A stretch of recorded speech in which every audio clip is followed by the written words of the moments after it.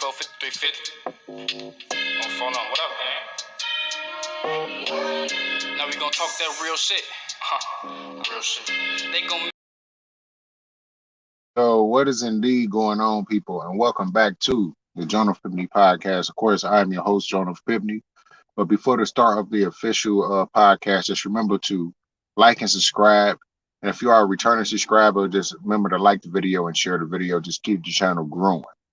Now, of course, we already know what happened in the previous game. Bears lost 29-22, so we're not going to rehash too much on that. Bears did show some promise offensively, but defensively, they failed at the end of the game. But now, of course, it's going to be the next game coming up in a very short weekend. It is Thursday Night Football. It is on Amazon Prime. So this is a nationally televised game for the Bears.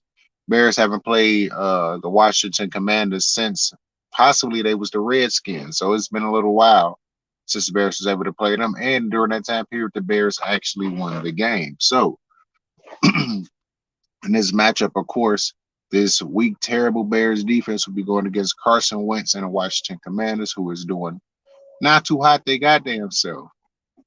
So the Bears do have a strong chance to win this game, but Vegas, like I spoke before in the previous podcast, Vegas do not believe in the Chicago Bears. They actually have Washington favored in this game, even though the Bears, I believe, is going to be at home this time. So, yeah, this rough. Even though the Bears, to me personally, is better. They're Washington's defense is struggling just as mightily as the Bears' defense, but because of the inconsistencies of that Bears offense is the main reason why a lot of people not believing in this team right now.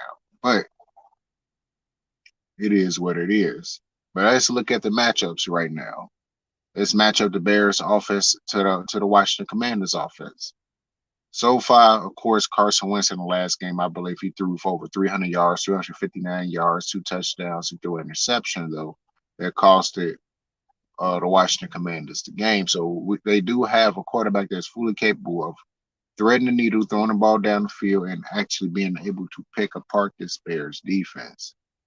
It seems like anybody can get the opportunity because in the first half, the Bears coordinators, defensive coordinators, coaches don't have it in them to make the first half adjustments after one series or two. It seemed like it take them the entire half to do it. By that time, sometimes the game could be out of reach, much like it was with the Green Bay Packers.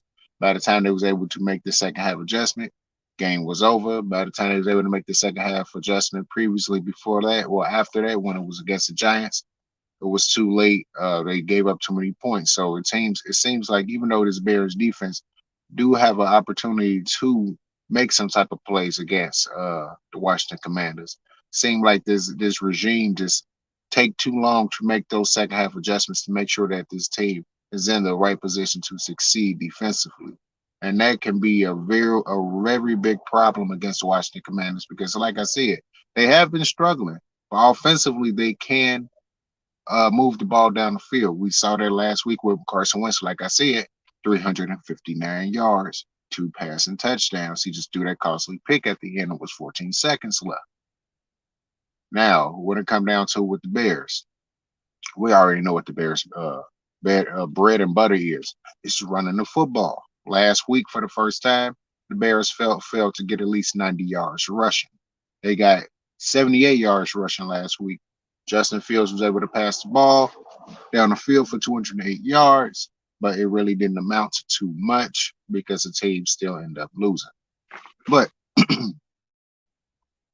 it was more of his best offensive output. It seems like over the past couple of weeks, he's starting to see the field a little bit better. He's starting to keep his eyes up the field, hold the ball a little bit longer, go through the process and still throw the ball down the field. And it seems like he's been able to make a very good connection with Darnell Mooney over these past few weeks. And seems like it can possibly keep going. But as we saw from the rest of the wide receiver core, the Bears still need more weapons. Dante Pettis, I'm still surprised he's still on the team. I'm surprised that shit they ain't called me or somebody else off the goddamn street to try to take that position. Shit, I think I believe I can definitely catch the ball a hell of a lot better than that, wide open and dropping a goddamn ball like that. So shit, put me out there. I'll probably be able to do better than that shit. Shit, Butters will be able to do better than that. That man dropping the ball like that.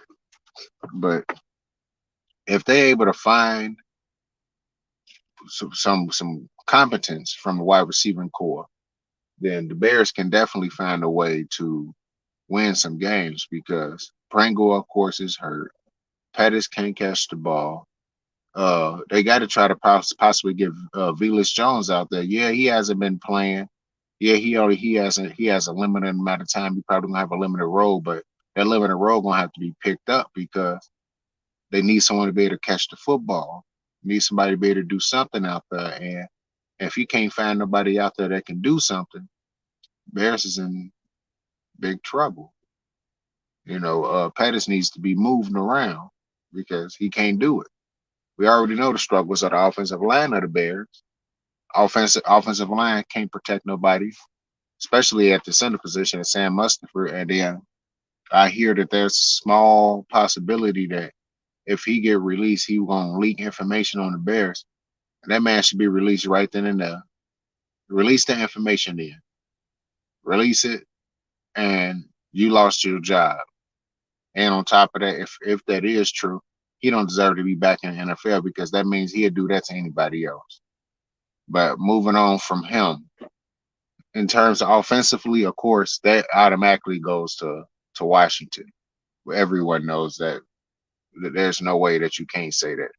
In terms of offensive matchups, it goes to the offense. Defensively, I already spoke briefly on the Bears, so I'm gonna go back to them after I talk about the Washington team. Of course, they are missing Chase Young, one of the best defensive ends slash offensive line, offensive outside linebackers that you can say depending on which scheme you run with him, whether that's a 3-4 defense or a 4-3 defense. So he can be outside linebacker or defensive end, but he's one of the best pass rushers there is to be in the league. And of course, Washington is missing him as of right now. That things can still change unless he's having a significant injury. I didn't really go back and look at the tape on him. I just been hearing information here and there about what's going on with the Washington Commanders. But they still, even though they have a struggling team, they're gonna go all in and trying to stop the run and make sure that the Chicago Bears beat them with Justin Fields throwing the goddamn football. That's gonna be the game plan for everyone. There's no simple way to put it. I mean, well, no, there's no more than simpler than that to put it. That that's exactly what every team is gonna do in the NFL. Stop the runs. Make sure that you stop the Bears from running for at least 90 to 100 rushing yards.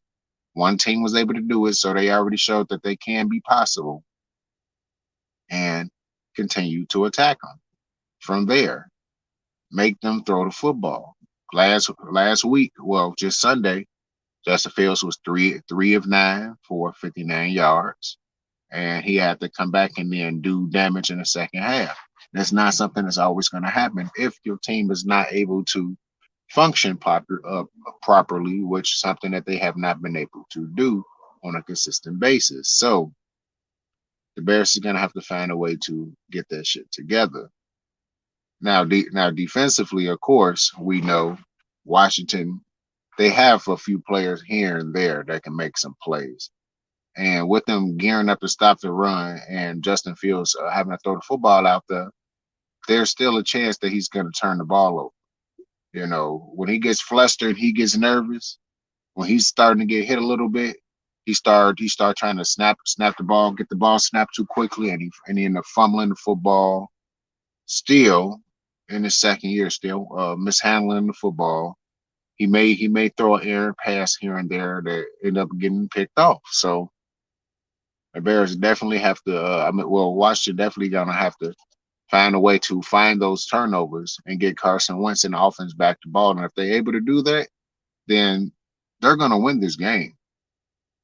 They're going to win this game if it comes down to situations like that where the Bears offense is not moving the football air. It's typically in the first half, the Bears defense can't stop any goddamn body. And that leads to the Bears constantly getting throttled in the first half. Now, if Washington to me is able to jump out in front, much like Minnesota was, it's not going to be what happened in that last game.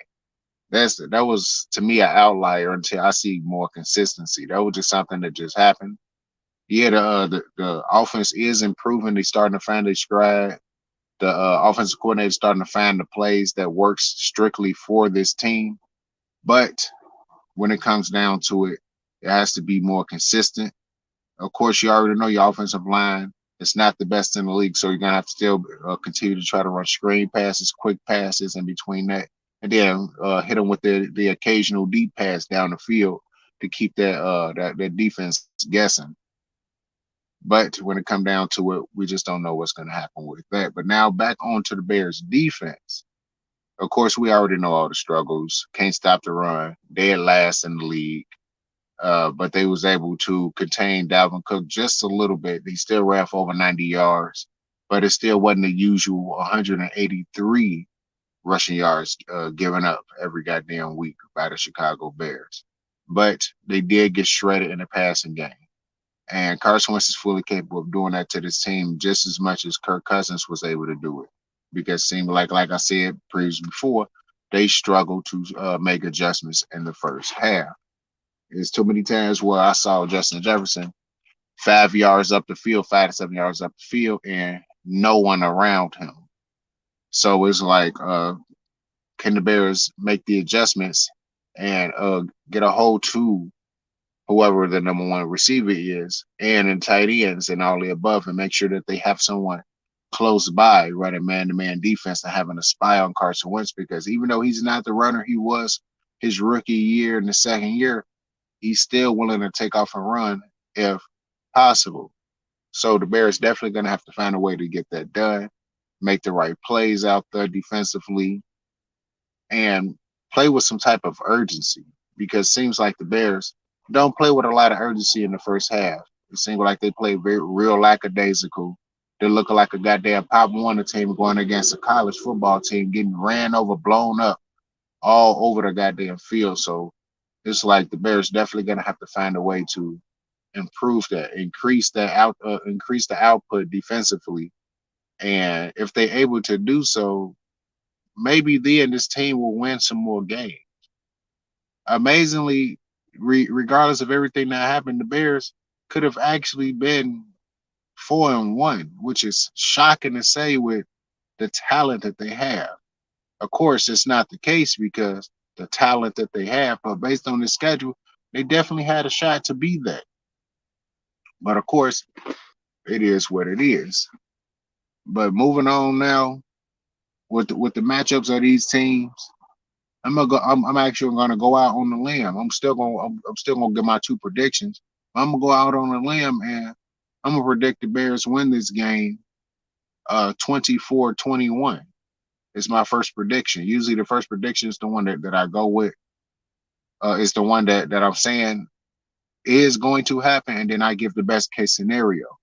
But or worst case scenario in this case. But basically I'm predicting the Bears to win this game 24-21 over the Washington Commanders. I think that the offense is going to be able to move the football more consistently in the first half. They're going to be able to keep up what they've been doing over the past couple of games. Justin Fields going to be able to throw the ball a little bit better, even in this game, and the Bears will find a way to score points, and the defense will find a way to get a turnover, just like they was able to against the Vikings.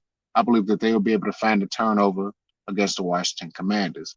Now, in the worst case scenario, Washington comes out, they come out on fire. Bears come out flat in the first half like they usually do, and Washington shoved the football right up the Bears' ass, and it turns quickly into an ass whooping.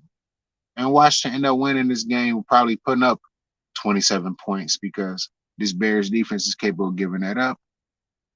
They allow Washington the offense to look like a juggernaut out there, and they put up 27 points, and the Bears offense is not able to find the end zone on a consistent basis until it's the second half, but in that time they only able to score 14 to 17 points. So I would say 27 to 17 Washington in the worst case scenario, and that's simply because the Bears is not able to get that shit together and not able to play to the best of their goddamn ability. But like I said, hopefully the Bears are able to find a way to get it done. But that's going to do it for me, people. Of course, just remember to like and subscribe to the channel. If you are a returning subscriber, make sure to like and well, if you are a returner subscriber, make sure to like and share the video. Of course, if you're a new subscriber, hit that like button, subscribe, and hit that notification bell so then you can get all notifications from me, Joneth Piptne. And of course, it's going to do it for me from the Joneth Piptne podcast, people. Peace out.